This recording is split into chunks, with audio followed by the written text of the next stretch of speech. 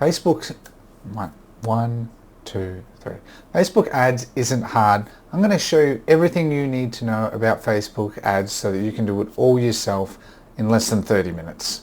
Let's go. All right, guys, so I just wanted to show you my Shopify store here. I'm actually building another Shopify store. This store has had a few issues as of recent, just because I've been focused on my new brand, as well as I've had logistical issues, if I'm honest, as well as that, well, it's now Monday, but had the end of financial year, and that this type of business, financial year, people focus on other things for a bit, and then it comes back. It'll come back in the next month or something. So, like, to sort of show you last 7 days compared to, it's still $8,000, but you can see that if we look at the last 30 days, we can see that it's still up quite a lot. But that was because of the end of financial year, like most of it came from then. But point is, you can see the conversion rate's good. I'm working on that further as well. And as I said, this is all here in Australia, so this one's pretty exciting. But I wanted to sort of show you this. This is all, as you can see, a lot of it from Facebook ads, Instagram. Instagram's phenomenal. You can see up 1.4K. And then I do Google ads and stuff as well. I don't know why it doesn't show the full thing, but you can see I've worked on average order value. You can see sessions, which I'm doing great because I wanted to get a lot of sessions remarketing. A lot of this, I think, was bot traffic though, so I just got to be fully transparent. But if we have a look, like yesterday, things are dropped quite a bit. You can see yesterday dropped there, but then I think then it's you can just see that because I keep haven't changed the comparison date. But so, you can see that's all in Australian and stuff as well. And as I said, a lot of this comes from Facebook. So I'm just going to show you, right? I'm just going to be perfectly honest. You don't need an agency. Now with even AI and everything, you can do a lot of it yourself, right? The product is king. And if you spend some time and learn about Facebook, you can save, like an agency retainer is what? 2K minimum. And we're talking in AUD, but upwards of 5K, and then email marketing. I have email marketing and that coming out.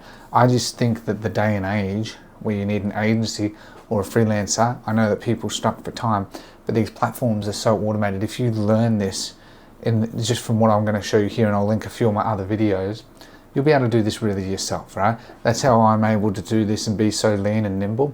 The reality is e-commerce is quite expensive when you take into consideration staff cost, taking consideration cost of goods, taking consideration imports tax, taking into consideration general tax, app costs, everything. And so that's why for me, what I'm trying to do is, one, I don't use agencies. Two, I build my own software solution so I can save money and then sell it on to others because the profit margins are a lot higher as well. And three, I automate a lot of my business, right? So that's where, I'll be teaching more about all of this automation related stuff. I also have a video here. You can go check out one of my team members, Arthur. He has an N8N automation channel, all just about N8N to do research. And a lot of that stuff is what I use in my business. I'm not a full N8N expert, but go and watch that if you're interested. As I said, I'm going to go now into the doc, and we're just going to go talk about it. And then we're going to go into the ads manager and again, just sort of show you. I want to really indicate that Facebook is actually very, very easy. Honestly, I will be honest, I think Google Ads is even easier now. But because it used to be actually Google Ads was harder than Facebook. That's why a lot of people didn't do it. But Google have really streamlined their interface. Facebook are a bit behind there, I feel. But anyway, let's go into a few things, and I just want to sort of talk about it. And as I said, just link a few resources because this is all I do. And I know people that are doing significantly more revenue than this, and this is all they're doing, right? When it comes to their paid ad strategy. So I just want to say that my approach is very much no agency, no freelancer, do it yourself, okay, as much as possible. So let's get into today's video. Hey guys, so I've just got my Google Doc open. I usually use your Google Doc, a Miro, or slides. So let's get into it. So the first thing you need to know is there's really only 5 areas to look at. Ads Manager, obvious, everyone looks there, right? That's where everything is. It's where, where we're always you spend 90% of your time in there alone, and the last 10% will be in the last 4. But it'll be probably 90-95% ads manager, a couple percent audiences, business settings. Like honestly, the other 4 you don't even look at that much. Audiences is just for audiences, custom audiences and lookalikes. Import your email list, make custom audiences. Simple as that, right? Really is that easy. Business settings, main thing I look at is managing users, 2FA, importing assets, sharing assets. If you were an agency, making business assets and combining it all, requesting assets. Really, that's all it's for. You really don't spend much time in there. It's just for when you want to check something. Pixel, when you just want to check your pixel data. I'm not going to lie, I don't check it that often, right? The integration between Shopify and Facebook is native. It's very deep. Facebook aren't stupid. No, Shopify, the more they can do for us, the easier it is. I mean, really, there's very little. You can use third-party tools, of course, as well to further help tracking. And I'm actually building one and partnering with a few as well. If you're interested, just send me an email. I'll pass on details. That they are handy, but in the beginning, you definitely don't need it. Mainly for when you scale is what I recommend generally. Catalog, again, you run your catalog there. You can push it to your Facebook page, your Instagram page. I don't think it has threads yet, but it will over time, no doubt. Push it there, and it's all pretty hands-off, right? Those number 2 to 5, you will spend maybe an hour a month, right? The main one you'll spend is on audiences, especially if you're scaling, right? To make custom audiences and lookalikes. If you're running an app, of course, develop a portal, but that's for a different strategy altogether. So the campaign strategy I use, I see so many out there, but I always stick with my end goal in mind. I've always done this. I want to go for purchases, sales or trials, right? So for Debutify or my other future SaaS brands, I go for a trial because, that's just sort of what you expect really, or download, for example. But with e-commerce, like what I've been doing with my store, you just go sales, right? Purchase, sales. I don't see any benefit in doing all this engagement. You just get engagement and followers. I get a lot of my followers and everything through my influencer marketing referral network, right? That's where I generally tend to focus a lot of that attention. Whereas my paid ads, it's all about paid ads. I don't focus entirely on engagement. While it helps, it's not, in my eyes, it's never been something that I've been able to quantify, right? So always pay the top dollar. I use broad audiences. Google the top 10 your niche, right? So literally, if you're in the beauty niche, type top 10 beauty brands, top 10 magazines, top 10 famous women who wear makeup or own a makeup brand, and there you go. People that follow Kim Kardashian, whatever her makeup brand is, they love makeup, right? That's no coincidence. Pretty easy, right? 2 to 20 million. Honestly, even beyond that, just let Facebook do the work. For retargeting, I break down a new video that I have there. Just very simple. It's just you retarget and you narrow your audiences down and you control it a bit further, right? I've been learning more that, using the Advantage Plus campaigns, and that's fantastic, but it really is, it's like what Google does in that they want to give you all these recommendations to basically to just spend more money. But at the end of the day, sometimes doing things manually with more granular control is better. So basically that just explains that. We just give a strategy and show you how to do it. It's very easy. Key metrics, always said CPA, ROAS. It always goes CPA, ROAS, right? I've seen many many ad accounts, that have a high CPC, but their ROAS, depends on your product, of course, as well. But if you would ideally look at it even more granularly, you look at a lower CPC, a higher CTR usually means lower CPA means a higher ROAS, right? So that's where, for people that are scaling, that's why they get landing page builders. That people use things like Debutify, and I've got my landing page builder that's just a dedicated page builder that building just so that I can, further do that to make like advertorial pages and so on and so forth. That's how you can also improve your ROAS, right? But what you want to focus on firstly is the more purchases, the more opportunities, right? It's like anything in life. The more you get something come through, the more opportunity, right? Whereas the less opportunity and less frequent it is, means that you're actually at a much higher risk, right? So always focus on that. Once you're 3 months, you can do cost cap bids. I haven't done this much. I used to do this years ago, but I'm starting to do it a bit more again, more for testing. Again, you always do this after you have a lot of data. And you probably want to be doing this once you're probably spending at least $500 a day, because cost cap, basically it dramatically narrows down the audience, and really, like, whatever audience it is for cold, you don't use it for retargeting, you only use it for cold, and really gives you that level of control. Most people are pretty much using it as a as a normal campaign with automatic bidding, but cost cap does give you that control. But you would want to, like anything, duplicate it and test it. I've had ones where they don't even spend.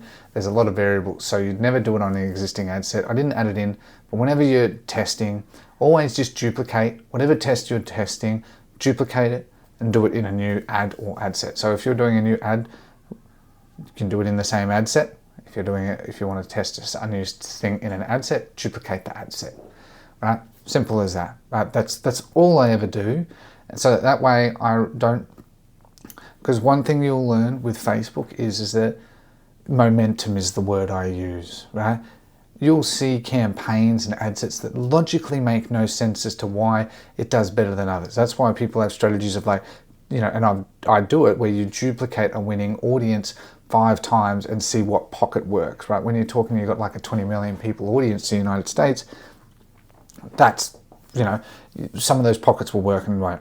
I didn't add it here as well, but it's important that most of the people, especially in e-commerce, that buy are women. 25-44 I usually find is the key demographic, especially when it comes to things like fashion, makeup. When it comes to 45 and up, it's usually health and well-being related items do a lot better, that help, because those people need more of that, right? But your best performing lookalikes will always come from VC, A2C, IC, purchase, and IG followers. I find Facebook followers, just no one cares about Facebook pages near as much as IG, especially in e-commerce where it's all about IG.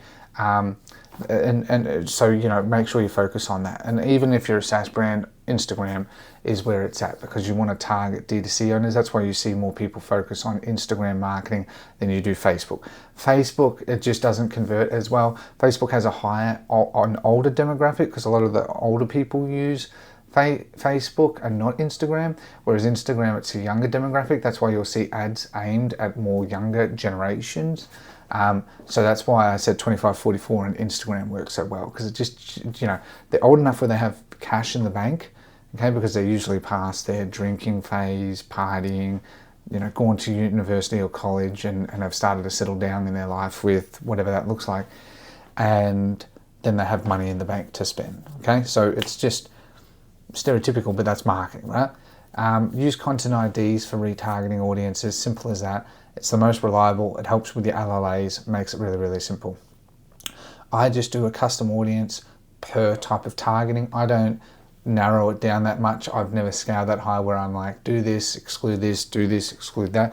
I just do it separately, because then at the ad set level, because you spend most of your time in the ads manager, not in the audiences, as I said earlier, I just put the inclusions and exclusions there. And if you have a good naming convention, that's all you need to know. Now, I didn't add that here as well, just sort of as I was thinking about. Naming convention is really important. You can make templates for the campaign, ad set, ad level, and also just make an audience, a custom audience and LLA naming convention. So I'll put at the start CA for custom audience, LLA for lookalike, right? And then I'll put the look back window, is it 10 days, 100 days, whatever, and the product name, right? Or like what I'm targeting, just so I have a brief understanding. As a final piece of advice as well that I just want to sort of say, one tip I've always found is that if a campaign or ad set or ad, let's say you've got two that that fundamentally the same, if one has spent $100 and one spent $50 and their CPA, let's say, is the same, you turn off the $50 one. The chances of it having the same CPA and then ROAS as it gets to $100 is very, very low, right? Because usually what happens is as you spend more on an ad set or ad, it will only continue to creep up. That's just a rule that you will see. Like if you look at some of the YouTubers and that show the ads manager and everything. The more you scale, the more your CPA goes up, the more your ROAS goes down. That's why I go for a more very slow incremental approach to manage my CPA and ROAS. My ROAS has dropped a lot this month because of logistics in the financial year and so on and so forth. But I've been able to buffer that by going very slow, very steady. Okay, and I prefer that approach, right? I've been down the path of spending a lot, and I've just found that aside from vanity metrics, I wasn't making anything in the bank. So I don't care about the fact that someone's doing 100K a day. I've seen people do 100K a day and they're making like $300 profit because all of it goes to the marketing. The one that wins is Facebook, because most of the biggest cost is your Facebook ads.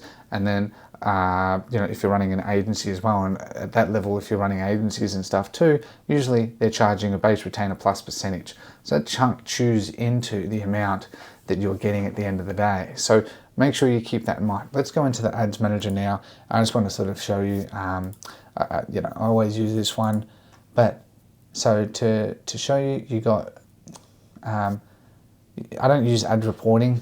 You can, but that's more like I said for agencies. Audiences, billing and payments, obviously that's obvious. You just put in your billing, you never look at it otherwise. You got your events manager, which is for your pixel and stuff. Business settings, audiences, and commerce manager, right? Which is for your catalog, right? Simple as that. I don't use any of this. I have used the media library, and the media library has a benefit that when you upload, you can bulk upload. So that's handy.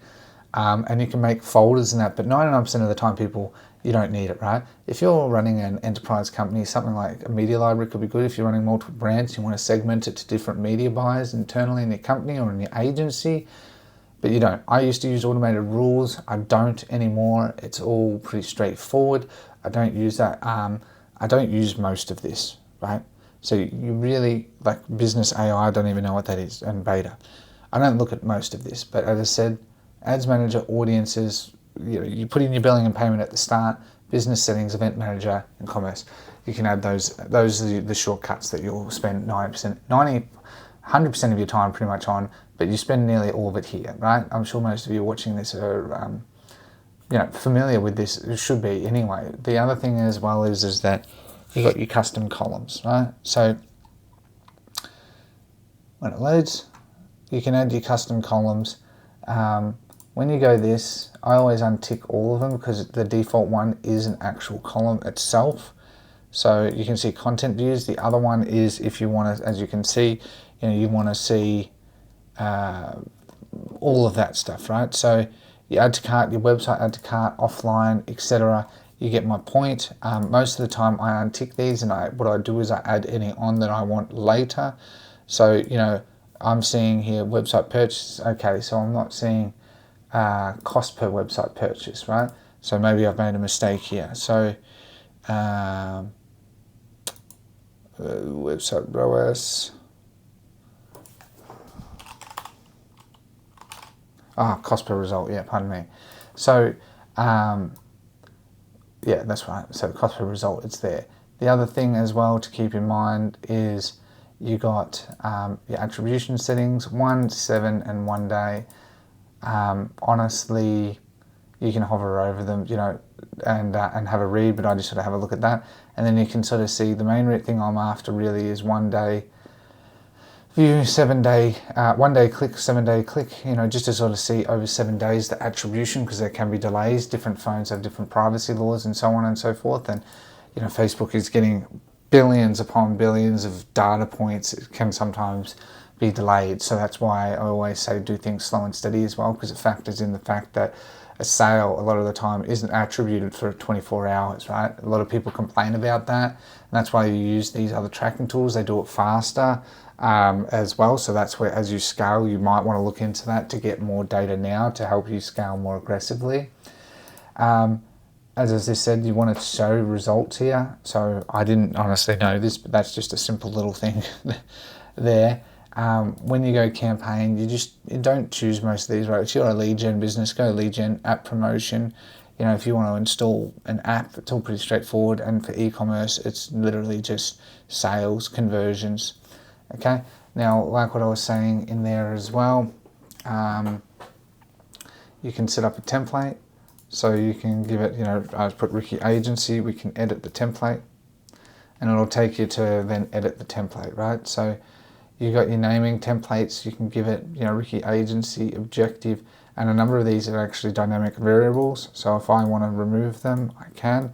I want to add a custom field, and I'm going to call it, I like to call it add set. Okay, and then you just go on to the next one, and then so you can add, what is the objective, and you can always rename it, and you got other options and stuff as well, but I just keep it very simple. Separate, I like to separate by that. That's just sort of how, and item separator, I always just go,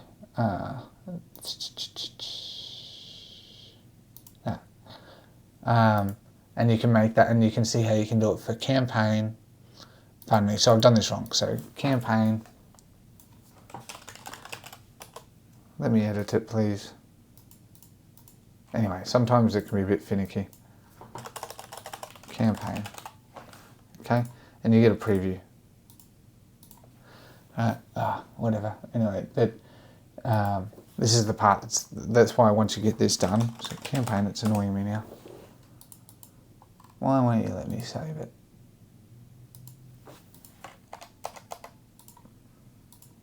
That's probably why I have to just delete it and re-add it. But you get my point. Do it for the ad set and then add name. And the key that you want here is you want to add fields. You don't really want to add the demographics. You want to add things like the objective, the campaign ID, and then I put something like, is it image or is it video?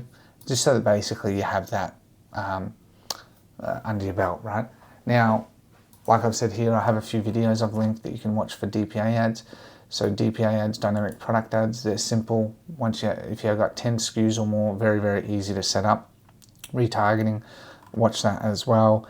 And I have other videos on advanced cold marketing strategies as well. As I said, my strategy is a bit different here. I don't spend forever in Facebook. I've just learned to not spend forever in it. And you'll find that most agencies in that, until you're heavily scaling and they see a lot of profitability that they can spam as case studies and that, most of the time, this is all they're really doing, like 90% within this scope. And so you can pretty much do it yourself. I really encourage you to do it yourself. And then ideally, especially for small businesses, let's say you're doing 20K a month, that's fantastic. You look at it, 20K, 50% of that will at least go to tax and your product cost. So there's 10K left over. Then an agency comes along, probably you're looking at 3K. So there's 7K, and we're talking hypothetically. Usually your profit margin's 30%, so it's actually much lower. So you might be making 4K a month, but you could then boost that up to 7K by just learning how to do this very, very easily and being a lot more lean. Okay, so that's sort of what my recommendation is. So I hope this video has been helpful. If you want this doc, it's just in the description below. Go on, check out the other links, and if you have any questions, don't hesitate to reach out to me, ricky.hayes@rickyhayes.co. Just send me an email, I'll respond. I just really like to help with these things because I know the cost of it. I've gone through all of this, and the biggest cost I've always found is the marketing. So if I can use more dynamic approaches to keep my costs lower and scale more aggressively, let me know. I have upcoming videos on Google Ads, organic content. I'm very big on organic content. It by far converts the absolute best, takes the longest. I also have videos, as I said, on like automation coming up. Let me know what you want in the comments. Otherwise, if you did enjoy today's video, please be sure to like, share, subscribe. Otherwise, thank you for your time. Have a lovely day. Take care and goodbye.